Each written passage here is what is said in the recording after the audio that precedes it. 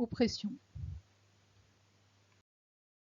Cette vidéo est consacrée à présenter de manière succincte le vocabulaire des différentes oppressions. Le classisme désigne l'oppression entre les classes sociales et plus spécifiquement, il a été théorisé par Karl Marx dans Le Capital, qui décrit l'oppression de la classe capitaliste sur la classe prolétaire, ce qu'il appelle le prolétariat. Pour les sociologues féministes matérialistes, le sexisme désigne l'oppression que la classe sociale, la classe de sexe des femmes subit de la part de la classe de sexe des hommes.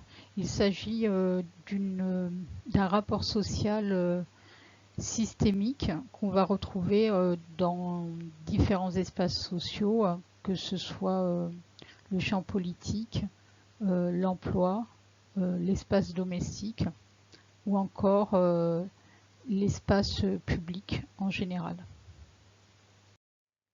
Le racisme désigne donc l'existence d'un système social organisé sur la base d'une classification qui est une construction sociale et qui n'a pas d'origine biologique et qui établit une hiérarchie entre les races. Le racisme moderne est né de la colonisation et s'est organisé sur la supériorité de ce qui a été construit comme étant le groupe des personnes blanches sur les autres prétendues races. Même si le colonialisme a disparu, pour autant, les catégories qui ont été construites à cette époque continuent de perdurer puisqu'on utilise les notions de blanc, de noir.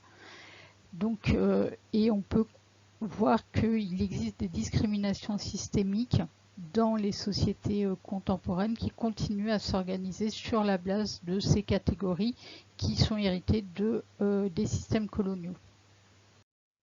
Donc l'homophobie et la transphobie. Donc l'homophobie désigne l'oppression vécue par les personnes qui sont homosexuelles ou bisexuelles, et tandis que la transphobie touche les personnes transgenres, qui peuvent être des personnes qui ont transitionné vers un autre sexe ou des personnes qui ont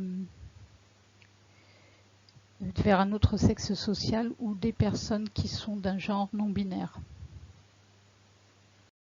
Le validisme ou capacitisme, le terme capacitisme étant utilisé au Canada, désigne le système social par lequel les personnes en situation de handicap sont socialement opprimées. Cela renvoie à ce que l'on appelle le modèle social du handicap par rapport au modèle biologique du handicap. Dans le modèle social du handicap, le handicap n'est pas vu avant tout comme une réalité biologique, mais comme étant la résultante d'une organisation sociale qui produit les catégories de personnes en situation de handicap et de personnes valides.